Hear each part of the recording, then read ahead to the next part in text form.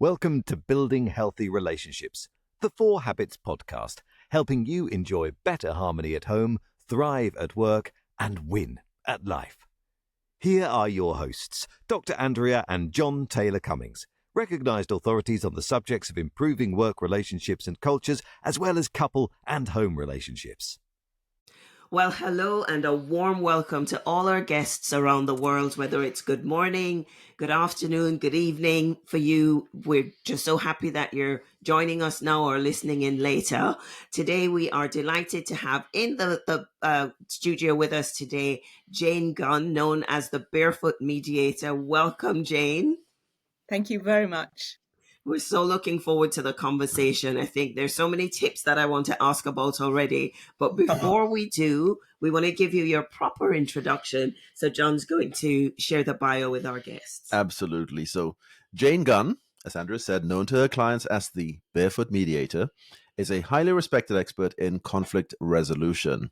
She is a trained mediator and facilitator and currently serves as president of the Chartered Institute of Arbitrators. Recognized globally, Jane is listed in Who's Who Legal Mediation and the Legal 500 Hall of Fame. She has spoken at renowned institutions such as the United Nations, the White House. We know that one. And the European Commission, sharing her insights on transforming conflict. Jane is also the author of 3 popular books, including How to Beat Bedlam in the Boardroom and Boredom in the... I've got to get these right. How to Beat Bedlam in the Boardroom and Boredom in the Bedroom. Yeah. Another book, The Authority Guide to Conflict Resolution, and most recently, The Mole and the Mountain, apparently a little book about finding freedom. I'm going to find out about all of these here. Yeah, I want the first one. Bedlam and boredom. So in a world facing growing challenges, from global unrest to internal conflicts caused by uncertainty, Jane's work helps people address and resolve these issues in non-adversarial, constructive ways. She teaches mediation skills to individuals and organizations of all sizes, empowering them to embrace diversity and find practical solutions. Her mission is to create a community of, and I love this word, resolutionaries, not revolutionaries, but resolutionaries, who are equipped... Or is it resolutionaries? It could be resolutionaries. You can expand on that one. Who are equipped to lead during times of change, challenge, and crisis. Jane's approach is highly interactive, engaging, and fun, motivating people to talk about what matters and take action towards positive outcomes. There is just so much in there that we are looking forward to unpacking as we go. What a time, Jane, with all that's going on in the world, your skills and your ability to teach the rest of us to resolve conflict in a non-adversarial manner. I mean, this is that we so need those skills. Before we dive into that detail, though, and there's so much we want to know, what got you into this? What's the story behind Jane Gunn and the passion that you have for conflict and resolving things well? Well, I'm trained as a lawyer, so I was working as a lawyer, which I quite enjoyed. I enjoyed the training, I enjoyed the work. But then I took a career break to have my children, and I was thinking of going back and doing my catch-up training and everything. And this is a true story. I was literally standing in my local library where I think I take the children, and I was looking for a recipe book, and a hardback book fell off the top shelf and hit me on the head. So I had a look at the book, and it wasn't a recipe book. It was a book called Love, Medicine and Miracles by Dr. Bernie Siegel. Some of your American listeners may have heard of Dr. Bernie. And we know Bernie because he talks and you know him. So his book fell off the top shelf and hit me on the head. So I thought, well, you know, what do? I better take this as a sign and take it out and read it. So I took the book out. Was it Einstein with the apple? Who was it? Or Newton? Newton with the apple. That was your Newton moment. Yeah, it was. So I took the book home and read it. And what really struck me was Dr. Bernie Siegel's journey. He's a medical doctor, so a professional. And, you know, we often aspire to being either a lawyer or a doctor, don't we, when we're at school, or our parents do anyway. Yeah, exactly. Aspire for us to be one of those two. But he had become very frustrated with his work as a practitioner, and he felt that it was becoming very functional, that his patients were just diseases or numbers on a conveyor belt. And he said he either had to change the way he practiced. And what he said was put love at the heart of what he did, but Wow. really to dive deep into what's actually going on in the lives of my patients, not what is the disease and how do I treat it, but how do I treat the whole person? What's going on for this person? What's going on under the surface? And it really struck me because I thought, well, we don't do that with legal problems. We're still looking at this surface level and who's right and who's wrong and what are the facts and what's the evidence, rather than saying what's actually going on for the people. And I think one of the reasons I used to enjoy my job as a lawyer was getting to know the people, getting to understand, what mattered for them. So it really struck a chord. And almost at the same time, I became aware that this concept of mediation was coming into the UK as a tool in legal dispute resolution. It was very early. It was very early in the 1990s that it was introduced into our legal profession as something that could help resolve legal disputes. So I wasn't a founder of that movement, but I was one of the pioneers because I took it up very early on, took a training course in mediation, and just felt, yes, this is the way that we could approach some of these commercial and legal problems with a very different mindset. And even then, I was aware that we could catch a lot of those problems a lot earlier. What if we could embed these principles and this mindset into the family, for example, into the workplace, into everything that we do? And so that has been the driving force behind my work. And as you say, Andrea, it's so needed now. It really is. Absolutely.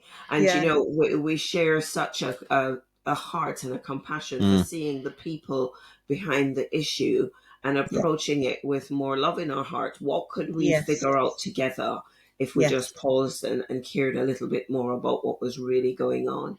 That's And I was right. just going to add to that, and in all the different applications of it as well, because we on this podcast in particular focus on helping people enjoy better harmony at home, thrive at work, and win at life. Because people are people, and we all have these pulls on our time. So I'd love to have you unpack, some of the tips that you have for helping people address these conflict situations in each of those different aspects of their life. Well, you alluded to it a while ago when you said, what if we could, get ahead of the curve and have more families learn these things, or people in the workplace? What is it that, if you could wave a magic wand and have everybody learn these things, what's these things? What are the top things you would want people to know and understand?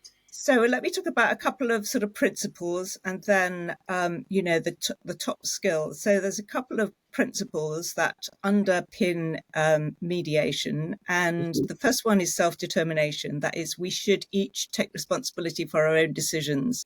We shouldn't be relying on someone else to tell us what to do, unless that thing is right for us too. So we should have, our own authority and make our own decisions. And that's very much the distinction between mediation and some more formal dispute resolution, where a judge or an arbitrator might decide who's right or wrong. So self-determination. And then the second thing is fully informed consent, making sure that you've done your homework, that you fully understand what's going on, and in particular, what's going on for anybody else. So this, diving deep and understanding what's going on beneath the surface for other people who are involved in a situation. But, what's the bigger picture, really? One of the things that has really struck a chord with people recently is this mantra, which is test all assumptions to extinction. So we often make assumptions about things, and that's just, again, what we see on the surface. We don't test that out. Is that right? Could that be true? Is there something else going on?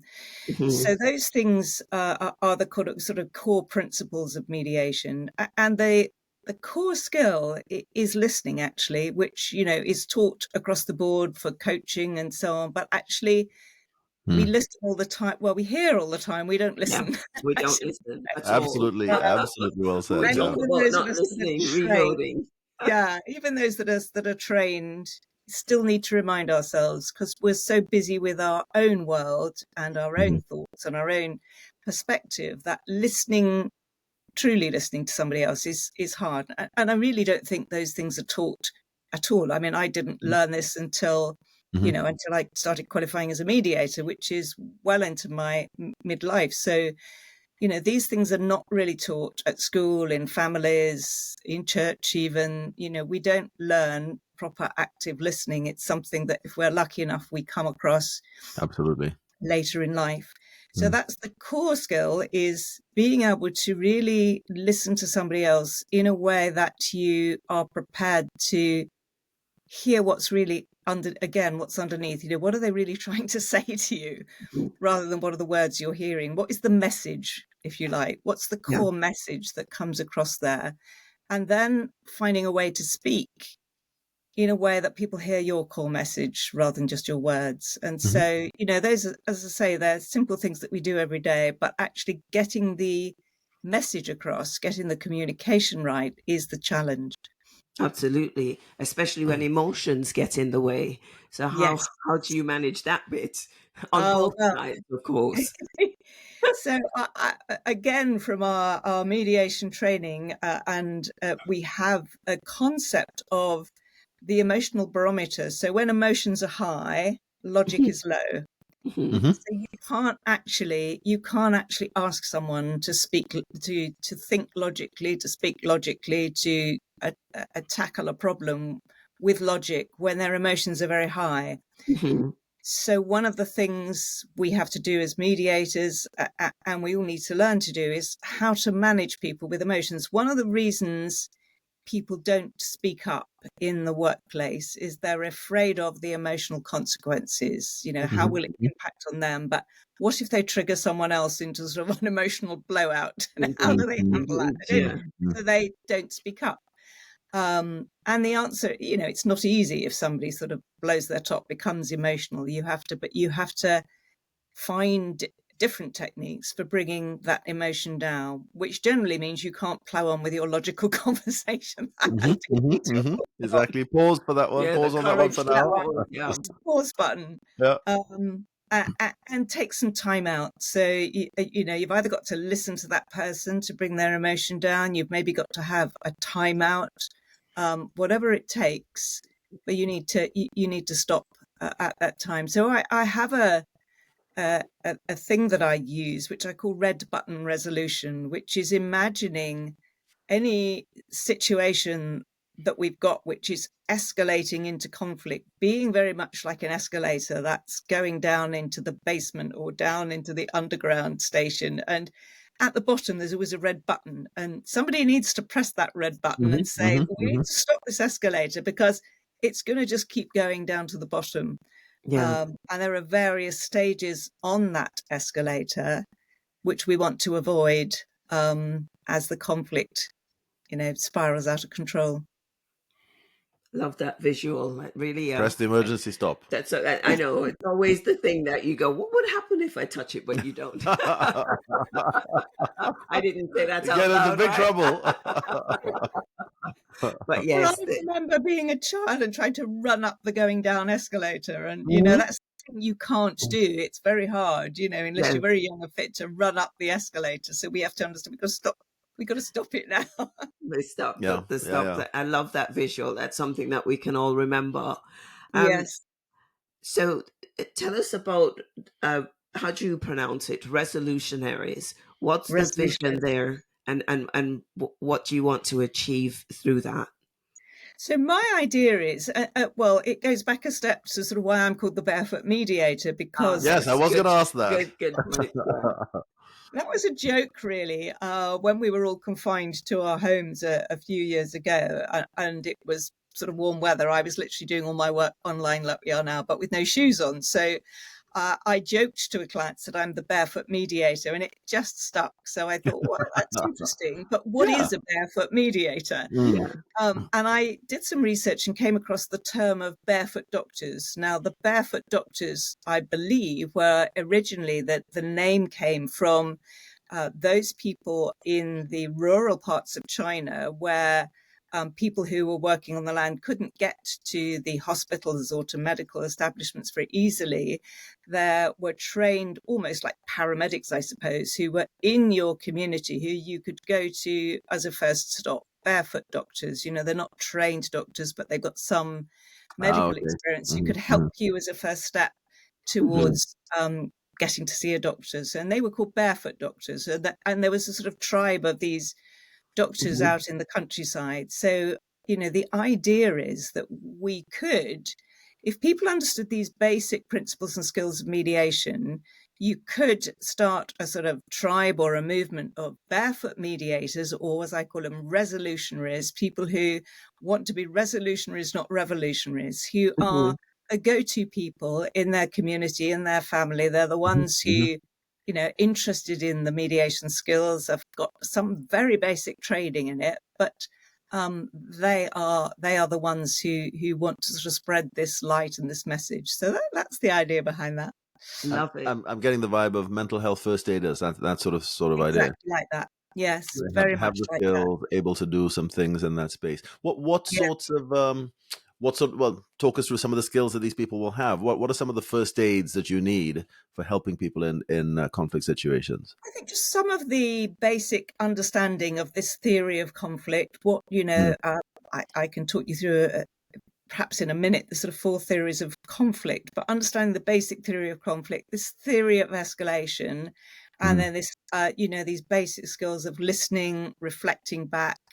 How do you find the issues that people are concerned about? So the basic process of mediation, how would they understand that, be able to apply that to help others? Yeah.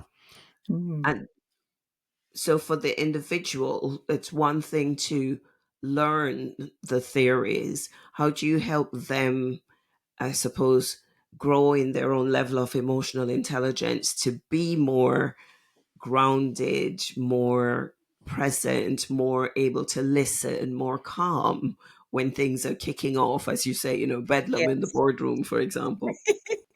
I think it literally comes from practice, Andrea. It comes from that sense of, you know that there's a different way to approach this. You've had some training, and then you practice it. And there's a brilliant sort of idea that we can be taught many things, but we actually learn these things. It's not what we're taught; it's what we learn. So we can be taught the principles, but actually we have to go out into the world to practice these things and actually learn them for ourselves. So I make a distinction between doing mediation and being a mediator. So you can do it, you can do the course and you can do mediation, you can practice the skills, but you make the transition to being a mediator, even if that's a barefoot mediator, by just practicing these skills. And eventually it becomes who you are. You are a mediator. That's what you do, even when behind closed doors, or, even when you're not in a situation that requires those skills, because that's how you operate now. Yeah, that's such a great distinction. And so you alluded to or mentioned the theory of conflict, and that you could, summarize it in a minute. Here's your minute. Yeah, thank you. So there are 4 theories of conflict. So the first theory is that conflict is about power. Who has a greater power, whether that's physical power, as in a war, or financial power, but somebody who can overpower the other one, and they're seeking to, work out and where they can get more power and how they can overpower the other one. The next theory is that conflict is about rights. Who is more right than the other? So we're very familiar with that, in legal cases. I'm generally more right, just so you're aware. That can tell you why we got started That's what on got this us into journey trouble, to exactly. relationship. Yeah, a better relationship. I've learned that's not the case. So who's more right and who's wrong? And that could be morally right or legally right, but who's more right and who's more wrong? Then the next theory of conflict is it's not about those 2 things, that it actually, as we've already talked about, it's about what's under the surface. So it's about understanding what needs are not being met? What is it that people actually want to need as an outcome to the situation? So we talk in mediation about the iceberg model, where we look under the surface of people's positions to say, what are their needs? What are their interests? What are their fears? What are their concerns? What are their beliefs? What are their values? How do we satisfy all of those, or as much of that as possible, for both people or all people, so that we've got a solution than going forward. And then the fourth theory of conflict is actually conflict, and the reason it escalates is because the interaction between the people involved in the situation has broken down. And what we're really needing to do, and this comes back to the point of self-determination, is to enable shifts to happen so that those people are able to interact with each other effectively, and then they themselves can make their own decisions as to the way forward. And so a lot of the work in mediation is focused on those bottom two, enabling people to shift their relationship with each other so that they can better hear and respond to each other and find their own way forward with self-determination, and understanding that it's not about positions, it's about all the other things that sit under the surface. Indeed. Wow. Oh, so beautifully summarized. And I'm sure light bulbs are going off for people just to unpack their conflicts and understand what's really going on. And of course, much of the work that we do is at that bottom level is how do we get better at engaging with each other in a way that we can be heard and even able to talk about the needs or the values and assumptions and things going on under the surface. Love that. I'm curious about the White House. What were you going to ask? I'd love to hear about the White House as well. I want to come to that, but just before we get to that, for individuals, so if they don't have the opportunity of getting a mediator or getting in front of a mediator, getting somebody to help them through this, they're in the trenches, they're going through the challenges, they're facing conflict, and I'm thinking conflict in some form of relationship. Now, like I said, it's always going to be some form of relationship, whether it's with a work colleague, whether it's at home, what have you. Just looking through those four theories there, is there, in a world in which people are trying to get a bit of self-determination, understand, etc., get, as you said, fully informed consent, understanding what's going on, where do they start? Are they able to sort of look at that list? Is it power? Is it rights? Is it needs? Is it something, we need a shift, something's broken down? Is it all of the above? Is this something that people can do, or they need to have a mediator to help them through this, or can they work through the list themselves and climb out of the hole themselves? Is there? Well, I think, let's take it back to an even more simple level, is to just ask one question: is what's this really about? And so the question would be, what matters most to you in this situation and why? And then to ask the other person or other people, what matters most to you in this situation and why? And the why is very important. Why does it matter most to you? But answering, and then really listening to that, I think that's the best place to start. Yes, all the rest is relevant, but if you bring it down to basics, those questions are the most helpful in moving forward, because often it's not about what you think it's about. I often tell the story of the rubbish bin. So, coming home from work and finding the rubbish bin overflowing. When my husband comes in, I'm really angry and I say, look at the rubbish bin, it's overflowing all over the floor and you didn't put the rubbish bin out yet again. You never put the rubbish bin out again. One of these phrases that we always use. And he says, you're wrong. You're completely wrong. I quite remember putting the rubbish bin out at 8:30 last Tuesday. So we've gone back to facts and arguing who's right. Evidence. But you see, if you think, what's that really about? It's probably not about the rubbish bin at all. The rubbish bin was just a trigger. It's probably about something else. Perhaps I had a bad day at work, came in late, perhaps there was something else. So it's kind of thinking, what's really going on here? And that's when you can press the red button. So I would say maybe press the red button first, say, let's just have a timeout, and then just think, what's this really about? Is it about the rubbish bin, or is it actually about something else, or is there a bigger picture? What are we actually talking about here? Because we can go off and have a conversation about the rubbish bin. It never was about the rubbish bin in the first place. So, that's the challenge, I think, is having the right conversation. Indeed. And what's this really about? And that example really brings it alive there. Are there any other examples that you could share with the audience here of, I don't know, situations that you've witnessed, you've spoken to people about, where they've faced a particular challenge and they've been able to overcome it through pressing the red button and stopping and thinking about it? Any challenges come to mind, or any examples come to mind? It may be a tricky one, but... Well, I'm thinking of, so one of the areas I used to, it's really about what outcome do you want? So, often if we're in thinking sort of more formally in formal situations where I'm mediating a case, if you like, often we're assuming that somebody's after money. They want a financial settlement. So one of the areas I've mediated in quite a lot in the past is medical negligence, for example. And the assumption is, somebody wants a lot of money, but that's often not the case. Right. Quite often what they want is an apology. Quite often what they want is for this not to happen to anybody else again. And sometimes they want to have some agency, some way of meaning to make a difference themselves. So one example comes to mind of a particular client, and I won't give too much away here, but who was able to, yes, receive an apology, but to make a difference by informing medical staff of what it was like being in her situation, and the lack of power she felt in that situation. And, that being allowed to sort of give that training. And it wasn't about recovering a sum of money at all. And that's often what people want. They want to be acknowledged. They want to be heard. We're back to the same thing of listening, but in a different way, really. Yeah. Seen, heard, and valued is what we like to say. Yeah, that's great. Thank you. Thank you for sharing that. Yeah, makes the point. Shall we ask about the White House? Go for it. You have your question. I have a bigger question, which I'll say now and maybe give you time to reflect on, but I'm sure you've been thinking about this. What's your message to the world with all the conflict that we have going on around the world? What would your message to the world be, and how to do this better? But before I ask that question, the White House, United Nations, European Commission, as much the list as goes you on. can share. Yeah.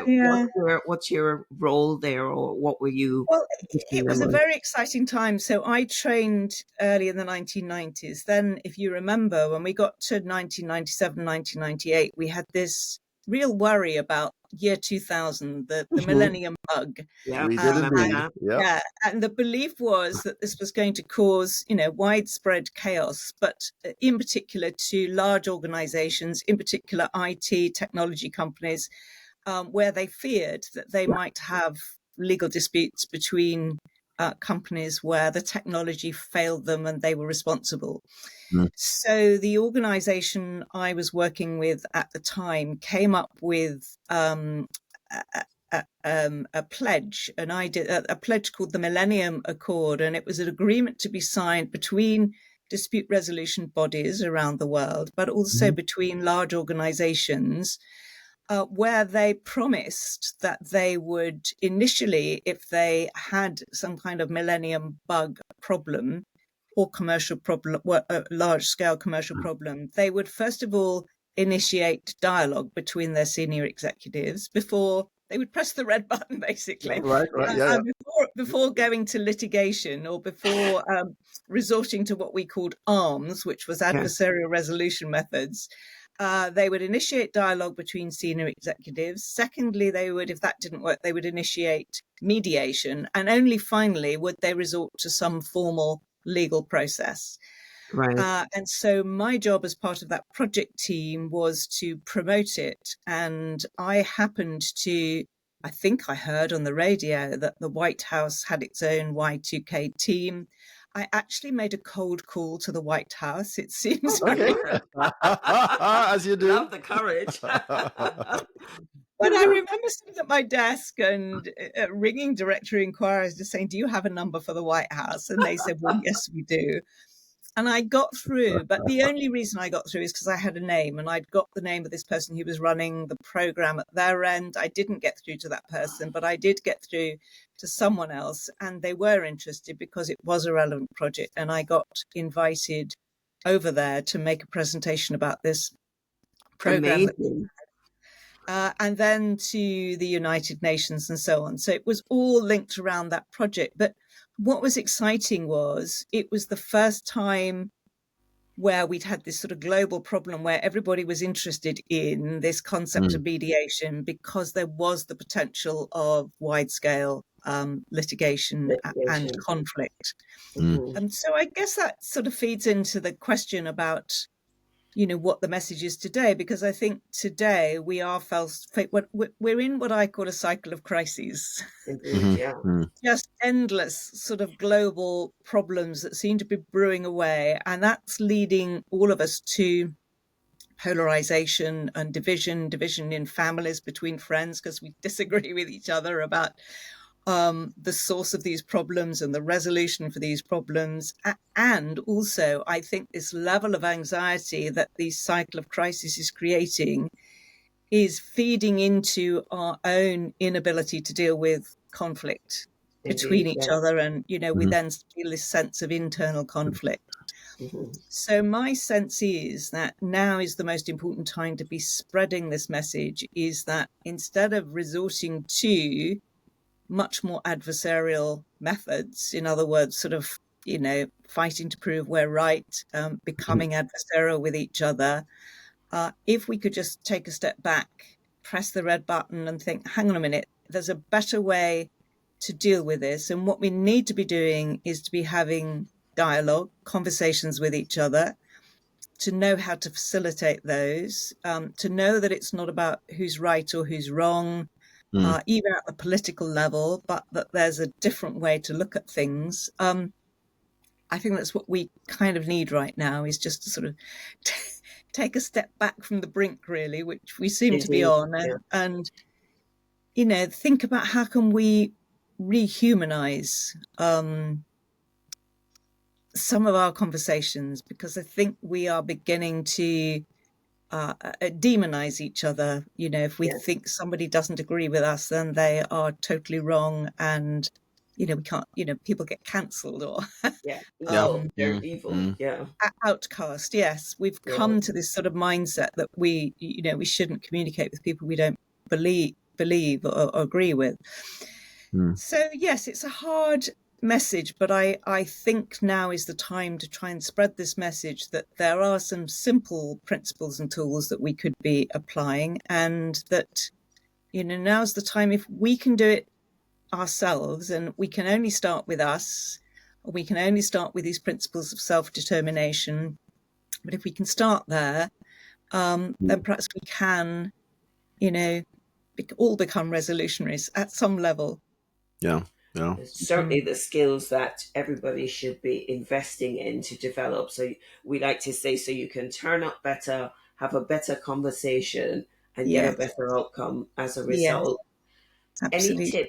Any tips, Jane, on in that moment when you feel your own emotions or temperature rising, if it's something that really matters to you and you're feeling it's being trampled upon in one way or another, how can you as an individual take more control of your own reactions in the moment to have a better conversation? I think it's the same, really. I think it's just thinking about it. It's can you catch yourself in that moment before you say something or do something that you may later regret?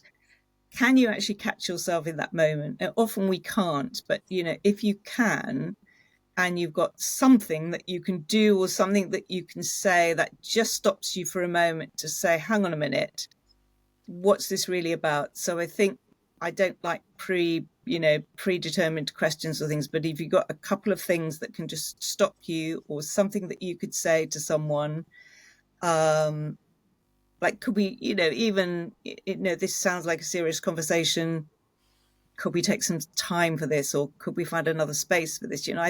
I think we often feel under pressure to respond in the moment, when actually making time and space for some more important conversation, particularly big conversations, would be better than sort of standing up in the kitchen having a row, or we sometimes we're not leaving enough time to have the important conversations. And that is so in organizations, in teamwork, and in boardrooms. We're always in a hurry. We always, the agenda's very packed. We've got to rush through things, but sometimes we need to take more time to explore things more deeply, I think. Yeah, very well said. So I'm taking away definitely time, give time and space to things, press the red button, get much better at listening, and what's it about really? Mm. What's it really Mhm. about? Very practical takeaways there. And the need is unquestionable. Get my words out in all contexts. So in a work context, who is it? The CIPD, Chartered Institute of Personnel Development. I think it's them. They talk about workplace conflict is costing managers 20% of their time. So a day a week is being spent in dealing with conflict in those situations there. And as you would say, not resolving it. Not necessarily resolving it, just yeah. dealing with it. And as we know in the work that we do in a domestic setting, and certainly even the last few governments here in the UK have had, we're yet to see what the new Labour government will do, but certainly past governments have had a bit of a focus, I guess, on helping address family breakdown through going straight to conflict, interparental conflict. That's the sort of palatable focus that they've taken there. Just as we go, Jane, just any final thoughts, any parting words, any last bits of advice to say, guys, conflict is a really big issue out there. Here's one or two other things you could be doing, or have we unpacked the keys already? I think we've pretty much unpacked it, really. I just go back to, thinking about what's this really about, and just this ability to press the red button. I think if you've got I think this has been taking hold recently, and I know my PA said this. That visual of the red button to her. Yeah. She said a couple of times, I've just thought about you, Jane, and pressed the red button. So I think I would end with saying, just think about the red button. When do you need to press that? And that just means let's just stop. And, it has two phases to it. It's stop and step. You stop the red button, stop the escalator, and then you step off it. So it's stopping escalation, and then you think about what's this really about? What conversations do we need to have? So I think I'd leave your listeners with stop and step. Stop and step. Wonderful. That's really helpful. And if they wanted to get in touch with you, Jane, to learn more, to become a resolutionary, how do they get in touch with you? Of course, we'll put links in the show notes, but just share with everybody what the best way to contact you. Thank you so much. So yes, my website is janegunn.co.uk. I'm on LinkedIn. I blog 4 days a week. So if anybody wants to find me on LinkedIn, I am Jane Gunn, the Barefoot Mediator. I have a newsletter that you're very welcome to sign up for. You'd find a link for that on LinkedIn. That comes out every couple of weeks. So those are the best places to find me. And my email address, should anybody wish to email me, is jane@janegunn.co.uk. Maybe the White House might want to reach out to you. I never know. Amazing. But Jane, thank you so much. We knew it was going to be a very invigorating conversation, and it has been great tips for us to take away. And, we join with you in wishing that the world would become resolutionaries in learning even the basics of doing conflict better and becoming mediators, not just knowing about it in the head. I'm certainly taking away that stop and step and that press the red button. I think that has to work its way into the title for this podcast somehow. Press the red button. Press the red button. But we can't make it be a subliminal message. We don't want people going on escalators and reaching. No.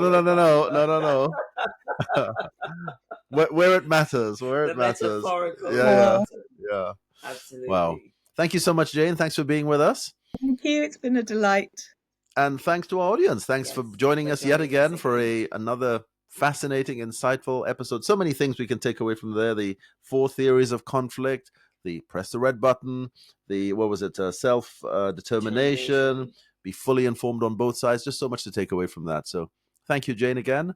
And we look forward to seeing everybody again in the next episode. Next time. As they say, it's a wrap. Thank you. Bye-bye. Bye-bye. We hope you enjoyed that episode. And if you did, and you want to hear more, the best thing to do is subscribe. Then you'll never miss an episode. There's a new one every Friday. You can stay connected with us on social media at The 4 Habits for updates, behind-the-scenes content, and to participate in discussions related to the show. We always love to hear from you.